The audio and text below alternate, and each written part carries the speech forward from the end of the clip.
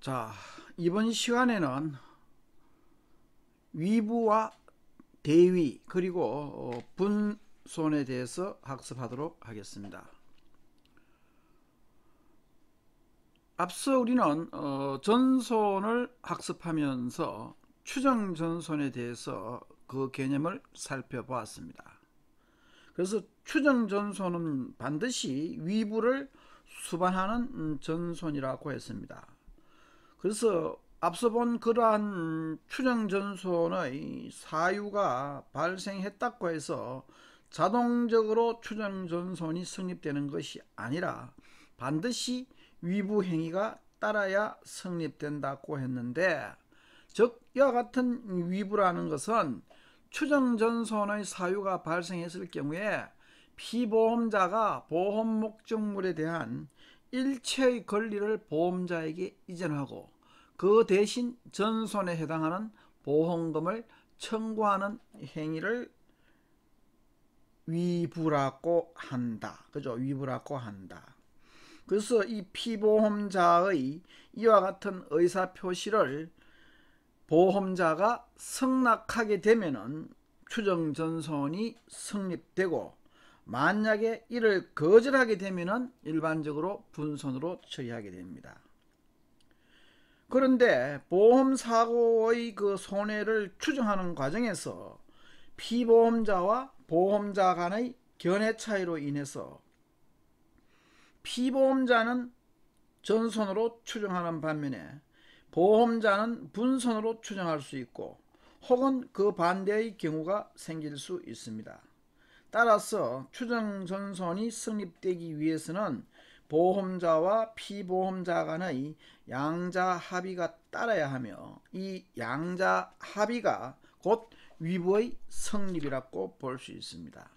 그래서 이 위부가 성립하려면은 피보험자가 먼저 위부를 하겠다는, 자 우리 어벤던먼트라 그랬죠. 이 위부를 하겠다는 의사 표시를 하고 여기에 대해서 보험자가 수락하여야 합니다. 만약에 보험자가 위부 통지를 수락하면 보험자는 손해배상 책임을 결정적으로 인정한 결과가 되며, 그리고 일단 위부의 통지가 수락되고 나면 위부는 철회될 수가 없습니다. 이어서 위부의 사유에 대해서 살펴보도록 하겠습니다.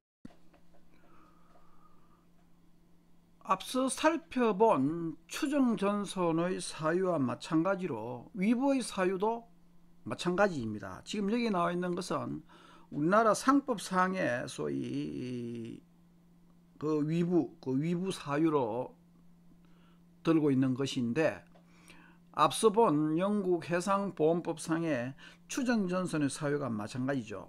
왜냐하면은 위부라는 것이 추정전손이 성립되기 위한 형식적인 절차이지만은 피보험자의 절대적인 권리는 아닙니다. 왜냐하면 보험사고가 발생해서 전손이 예상된다고 하여서 무조건 위부를 하고 전손보험금을 청구할 수는 없고, 피보험자가 그 위부 권리를 행사하기 위해서는 반드시 이와 같은 추정전손의 사유가 발생해야 합니다. 즉 보험사고로 인하여 보험 목적물에 대한 소유권이 박탈당하고 이를 회복할 가능성이 없거나, 또는 회복하는 데 소요되는 비용이 보험가액을 초과할 때, 또는 보험 목적물이 심하게 소위 손상되어서 그 수리 비용이 수리 완료 후의 가액을 초과할 때 피보험자는 위부를 할 수 있습니다. 즉 앞서 본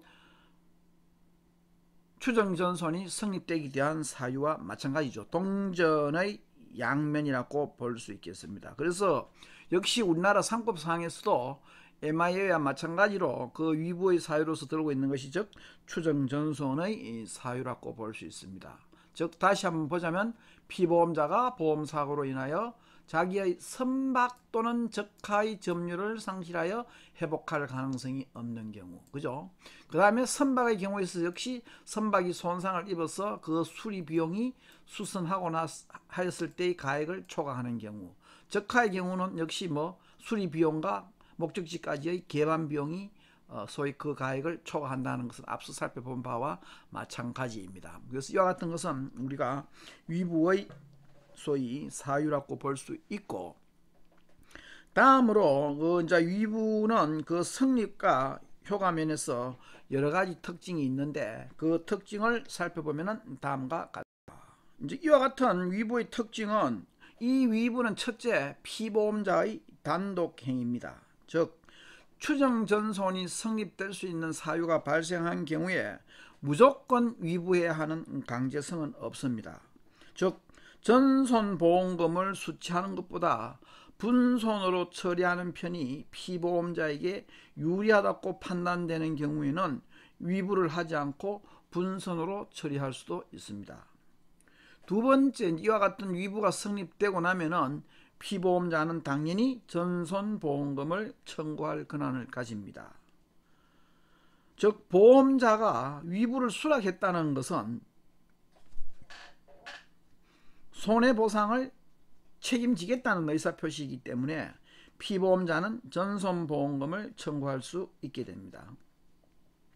다음 셋째, 피보험자는 잔존물에 대한 모든 가치와 권리를 보험자에게 이전해야 합니다. 이 잔존물이라는 것은 아직 이제 남아있는 그 보험 목적물의 가치라는 뜻이죠. 그래서 추정 전손은 현실 전손처럼 보험 목적물이 완전히 파손되거나 소멸되는 것이 아니고 다소간의 잔존물이 남는 손해 형태입니다. 만약에 피보험자가 전손보험금을 받고 다시 잔존물을 가지게 되면은 보험사고로 인하여 이득을 보게 됩니다. 자, 앞서 우리가 보험의 경우에 있어서는, 특히 손해보험의 경우에 있어서는 어떠한 경우에도 보험사고로 인하여 이익을 볼 수 없다고 했죠. 왜냐하면 보험계약 자체가 사행계약적인 요소를 가지고 있기 때문에 만약 보험사고로 이익을 보게 되면은 보험은 심각한 도덕적 위태에 빠질 수 있다는 얘기를 했었습니다. 그래서 그 이득을 절대 볼 수 없다고 했기 때문에 그 위부가 효력을 일단 발생하고 나면은 보험자는 보험 목적물에 잔존해 있을 피보험자의 이익과 그리고 그에 수반되는 모든 소유 권리를 인수할 권한을 갖는다고 볼 수 있습니다. 자, 마지막으로 보험자는 잔존물을 인수하더라도 이익이 없다고 판단될 경우에는 위부를 거부하고 전손보험금만 지불할 수 있습니다. 일반적으로 보험자는 보험계약에서 합의된 최고 보상금액, 즉 이것을 우리는 보험금액이라고 했습니다. 그 보험금액만 지급할 뿐 그 이상의 의무는 없습니다. 그런데 만약 추정전손이 성립되어서 보험자가 잔존물을 인수할 경우 이익이 생길 수도 있지만은 제3자에 대한 배상 책임이나 비용도 발생할 수 있습니다. 왜냐하면은 여러분이 상속도 똑같은 경우죠. 가령 아버지가 돌아가셔서 상속을 받는다 했을 경우에 그 상속을 받으면은 상속에 있는 그 재산뿐만 아니고 아버지가 가지고 있던 이전의 채무에 대해서도 같이 상속을 받죠. 그래서 멋모르고 상속을 받았다 하면은 아버지의 빚까지도 따눠서 도리어 소위 상속을 안 받는 것보다 소위 못한 그런 경우가 발생할 수 있기 때문에 우리가 상속을 받을 때 잘 조심하라 그러는데, 이 위부도 마찬가지입니다. 왜냐하면 가령 선박이 회복 불능 상태에서 위부를 승낙하게 되면은 그 선박이 가령 선박에 있던 기름이 밖으로 새어나와서 심각한 해양 오염을 일으켰다. 그 해양 오염을 일으켜서 그 인근에 있는 어장에 심각한 막대한 피해를 입혔을 경우에 그 피해에 대한 배상 책임도 보험자가 지기 때문에 소위 이런 경우는 소위 아예 위부 승낙을 하지 않고 차라리 전손보험금을 지급하는 것이 낫겠죠. 그래서 실무에서는 통상적으로 이제 이와 같이 그 잔존물에 대한 확실한 이익이 있는 경우를 제외하고 보험자는 대부분 위부를 통지하면 그 위부를 소위 승낙하는 것이 아니라 대부분 거절하고 전손보험금을 지급하는 것이 실무상 관행이라고 할 수 있겠습니다. 자, 다음으로 위부의 통지가 있는데 우리가 위부의 통지 Notice of Abandonment, 자 위부는 Abandonment라 그랬죠. 그래서 일반적으로 이 위부의 통지는 피보험자가 손해를 추정전선으로 처리하겠다는 의사표시라고 했었죠. 그래서 이 보험자에 의해서 위부가 성립되려면은 당연히 피보험자의 어떤 위부 통지가 있어야 되는데, 만약 피보험자가 위부 통지를 하지 않으면 손해는 분손으로 처리되고 있습니다.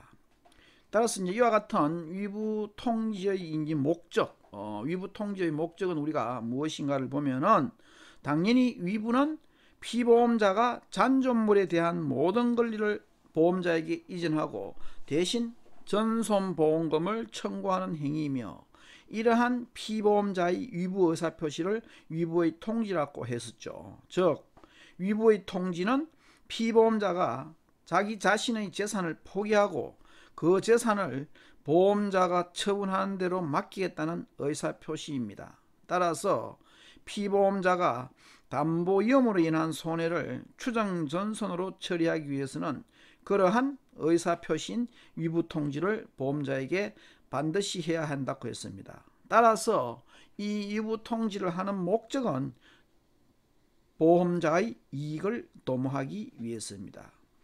피보험자의 위부통지를 보험자가 수락하게 되면 잔존물은 보험자의 재산이 되기 때문에 보험자는 피보험자로 하여금 위부를 통지하도록 하여 앞으로 자기의 재산이 될 수 있는 보험 목적물을 조속히 관리하고 손해가 확대되는 것을 방지하여 이득을 얻으려고 하는 목적이라고 볼 수 있겠습니다. 그렇다면 이와 같은 위부 통지는 통상적으로 어떤 방법으로 하는가인데, 위부의 통지는 서면이나 구두로 할 수 있으면서 또는 서면과 구두를 혼용할 수도 있습니다. 피보험자가 보험 목적물에 관한 자신의 이익을 보험자에게 무조건 위부하겠다는 의사를 표시하는 것이면 어떠한 방법을 사용해도 무방하다고 MIA상에 기재가 되고 있습니다. 그러나 통상 실무적으로 위부의 통지는 피보험자에 의해서 서면으로 이루어집니다. 자, 그리고 이제 그러면 언제 이와 같은 위부 통지를 해야 하는 것인데, MIA 상에서는 즉 영국 해상보험법에서는 위부 통지의 시기에 대해서 상당한 주의를 가지고 위부 통지를 해야 한다고 규정하고 있습니다.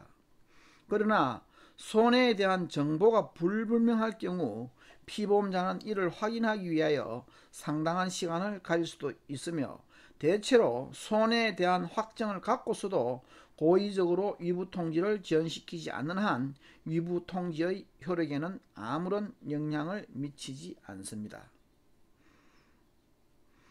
그러나 고의적으로 위부 통지를 지연시켜서 보험자에게 재산상의 손실을 야기시키게 되면 그러한 위부 통지는 어떠한 효력도 갖지 못한다고 볼 수 있습니다. 우리나라 상법상에서도 이 위부의 경우에 있어서는 그냥 상당한 기간이라고 해서 정확한 시간을 표시하고 있지는 않습니다. 그래서 이 상당한 기간이라는 것은 위부 통지의 그 목적에 부합할 정도의 기간을 갖다가 의미한다고 해서 사안에 따라서 달리 해석된다고 볼 수 있겠습니다. 자, 그렇다면 마지막으로 이제 이와 같은 위부 통지의 어떤 면제가 되는 경우, 자, 앞서 위부를 통지하는 목적은 보험자로 하여금 잔존물에 대한 권리를 갖다가 가지고 그 관리를 보다 조속히 집행하여서 그 손해가 확대되는 것을 방지하기 위해서라고 했었죠. 그런데 보험 목적물이 전부 멸실되어서 보험자가 해소할 잔존물이 없을 경우에는 굳이 위부할 통지가 없습니다. 따라서 영국 해상보험법에서도 피보험자가 손해 발생 사실을 알고 보험자에게 위부 통지를 한다 하더라도 보험자가 아무런 이익을 취할 전망이 없는 경우는 위부의 통지가 불필요함을 규정하고 있습니다. 또한 보험자가 위부의 통지를 면제한 경우에는 당연히 위부를 통지할 필요가 없습니다. 그리고 보험자가 그 피보험자로부터 받는 위험을 다른 보험자에게 재보험하였을 경우도 위부의 통지는 필요하지 않습니다. 왜냐하면 보험자가 손해볼 것이 없기 때문에. 그래서 이것이 우리가 추정전손의 어떤 성립이 되기 위해서는 반드시 이제 위부라는 어떤 통지가 있고 거기에 대해서 승낙이 되어야 된다고 했고, 즉 다른 보험에서는 추정전손이 없듯이 역시 다른 보험에서도 위부라는 것이 없습니다. 그러나 손해보험 일반에서 이 위부와 달리 또 피보험자가 보험사고를 통해서 절대로 이익을 볼 수 없는 하나가 바로 이 대위라는 것이 있습니다. 그래서 손해보험 일반에서 보험자가 보험금을 지급하고 나면은 보험 목적물에 대해서 관련되는 일체의 권리를 피보험자로부터 승계받는데 이것을 대위라고 합니다. 서브로게이션, 대위하는 것은 누구의 위치에 대신 쓰다는 의미입니다. 한자로서는 대신할 대자의 위치, 설위자에서 대위라 그러는데, 바로 보험자가 피보험자의 소위 위치에 서서, 피보험자의 위치에 서서 그 피보험자의 권리를 소위 승계받는 것을 대위라 하고, 자, 위부에서는 그 잔존물에 대한 소위 이제 권리가 있다 그랬는데, 대위에서는 잔존물 대위권과 제3자에 대한 손해배상 청구권과 관련 제3자에 대한 대위의 두 가지로 나뉘어지고 있습니다. 대위에는 보험 목적물에 대한 대위와 제3자에 대한 배상 청구권의 제3자에 대한 대위권의 두 가지가 있다고 했습니다. 그래서 이 보험 목적물에 대한 대위는 통상적으로 그 보험 사고의 결과로서 잔존물이 있는 경우에 그 잔존물을 취득할 수 있는 권한을 이야기하고 있습니다. 그래서 이 권한은 전손보험금을 지급한 경우에 하나며, 만약 보험자가 분손보험금을 지급하였다면 잔존물에 대한 소유권을 취득할 수 없다고 볼 수 있습니다. 예를 들자면 화재로 선박이 소위 소실되어서 그 선박에 전손보험금을 지급한 경우에 화재로 타고 남은 가령 그 고철 덩어리는 존재하겠죠. 그러면 그 고철 덩어리를 시장에 내다 팔면은 그 철물에 대한 권리를 소위 보험자가 가지는, 이것을 우리가 소위 대위라 그럽니다. 그래서 가령 그 피보험자 입장에서 보험금을, 전손보험금을 받고 또 남아있는 일부 물건을 또 매각해서 이익을 보고 하는 그런 경우가 없게 하기 위하여 소위 손해보험 일반에 광범위하게 존재하는 것이 바로 이제 이 대위의 원칙인데, 당연히 그런 경우에 분손보험금은 해당되지 않겠죠. 전손보험금을 지급하고 그 잔존물이 남아있는 경우에 거기에 대한 소위 대위권을 가지는 경우를 우리가 잔존물에 대한 대위 혹은 보험 목적물에 대한 대위라고 하고 있습니다. 그래서 앞서 본 위부가 추정전손의 어떤 전손이라고 한다면 이 잔존물의 목적물에 대한 대위는 현실전손에 대한 보험자의 어떤 권리라고 볼 수 있겠습니다. 그래서 통상적으로 이제 이와 같은 보험자의 대위권을 가지는 기간은, 보험금을 가지는 기간은 소위 보험금을 지급하고 나면은 거기에 대해서 피보험자의 일체의 권리를 보험자가 가지게 된다고 보면 됩니다. 위부의 경우에 있어서는 그 통지를 하고 거기에 대한 승낙 같은 것이 있었습니다만은 이 경우 대위에 있어서는 그 권리를 그냥 자동적으로 보험자가 취득하게 된다고 보면 되겠습니다. 그래서 그 피보험자의 어떤 권리 이전에 대한 의사표시 없이 보험자는 이 대위의 원칙에 따라서 보험 목적물을 소유함으로써 소위 거기에 따른 이득을 가질 수 있는데, 경우에 따라서는 앞서 위부와 마찬가지로 어떤 의무를 부담하는 경우도 발생할 수 있겠죠. 그런 경우에는 목적물에 대한 대위권을 포기할 수 있습니다. 가령 앞서던 예와 비슷한 예로서 그 선박에 전손보험금을 지급하고 난파선에 대한 권리를 보험자가 승계받았는데, 이 난파선을 제거할 비용이 난파선의 가액보다 많은 경우에 보험자는 대위권을 행사하여 오히려 불이익을 받는 결과가 됩니다. 이럴 때 보험자는 보험 목적물에 대한 대위권을 포기하고 보험 목적물에 따른 공법상 또는 사법상의 부담을 피보험자에게 기속시킬 수도 있습니다. 자, 이것이 우리가 이제 목적물에 대한 어떤 대위, 즉 이 대위라는 것은 뭐 마찬가지죠. 위부나 마찬가지로 피보험자가 보험 사고로 인해서 절대 이익을 볼 수 없는 경우고, 물론 위부의 추정 전손의 경우에는 현실적으로 전손이라는 것을 또 인정할 수 없는 경우에도 추정 전손이 성립됩니다만은 위부와 대위는 이제 그런 관계에서 서로 뭐 대위가 이 전손에 대한 대위는 어떻게 보면 이제 이 위부와 비슷하다고 볼 수 있겠죠. 그래서 이 잔존물에 대한 어떤 대위나 잔존물에 대한 위부는 어떤 비슷한 맥락이라고 볼 수 있는데, 대위의 경우에 있어서 두 번째로 나오는 것이 뭐가 있느냐 하면은 제3자에 대한 대위가 있습니다. 그 제3자의 대위라는 것은 소위 피보험자가 제3자의 과실에 의해서 손실을 입은 경우에 그 보험금을 지급한 보험자는 보험금의 한도 내에서 제3자에 대한 피보험자의 권리를 취득하는 것이라고 볼 수 있습니다. 왜냐하면 가령 여러분들이 자동차를 예를 한번 들어보겠습니다.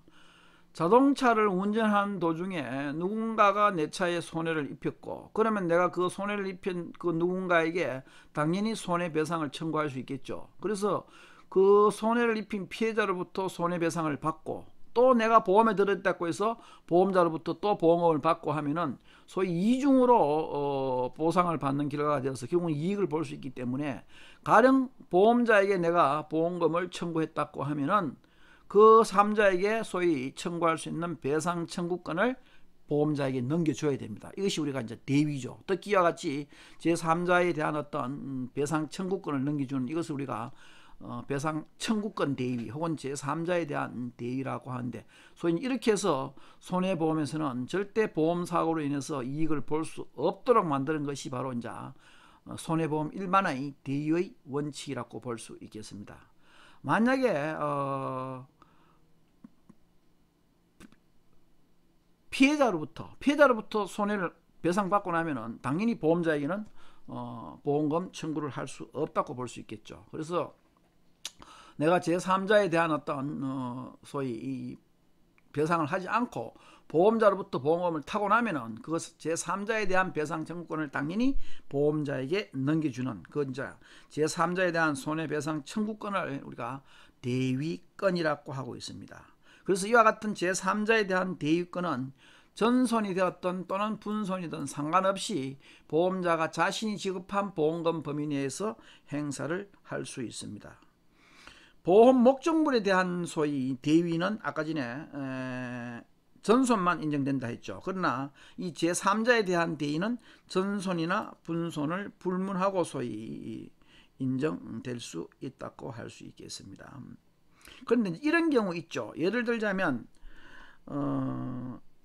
내가 보험자로부터 보험금 범위 내에서 100만 원을 갖다가 보험금을 받았는데, 그 권리를 그럼 당연히 3자에 대한 배상 청구권을 보험자에게 넘기고, 이 보험자가 예를 들어서 제3자로부터 110만 원을 그럼 받았다. 이럴 경우에 그 10만, 그럼 보험자도 100만 원만 보험금을 지불하고 또 110만 원을 받으니까 10만 원 이득을 보면 안 되겠죠. 그러니까 당연히 거기에 대한 손해배상은 피보험자의 것이라 해서, 만약 보험자가 자기가 지급한 보험금 이상 손해배상을 받았다 하면은 그 초과하는 부분에 대해서는 역시 피보험자에게 돌려줘야, 피보험자에게 환불을 해야 됩니다. 그래서 이런 경우는 당연히 보험자도 이익을 봐서는 안 된다. 그러나 엄밀한 의미에서 이제 피보험자 입장에서는 자기가 실제 입은 손해가 110만 원인데 보험금을 100만 원밖에 못 받았기 때문에 사실상 10만 원을 더 받을 수 있다고 볼 수 있는 그런 맥락이라고 간주하면 되겠습니다.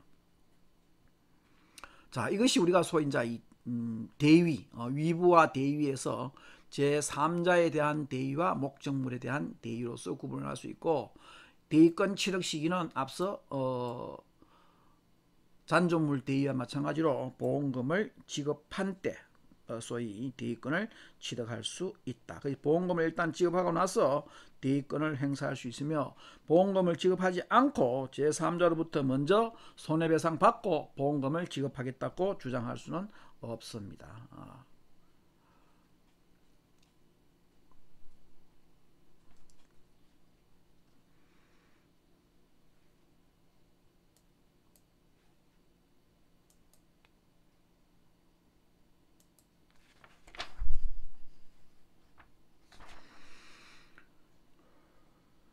자, 이와 같이 이 대의라는 것은 모든 손해보험에서 대의의 원칙을 들어놓고 있는데, 그 이유는 다음과 같습니다. 즉, 첫 번째, 피보험자가 동일한 손해에 대해서 보험자와 가해자로부터 이중으로 보상받는 것을 방지하기 위한 것이고, 그 다음 피보험자가 보험사고를 유발하거나 도박보험 등의 방법으로 보험제도를 남용하려는 소지를 방지하기 위한 것이고,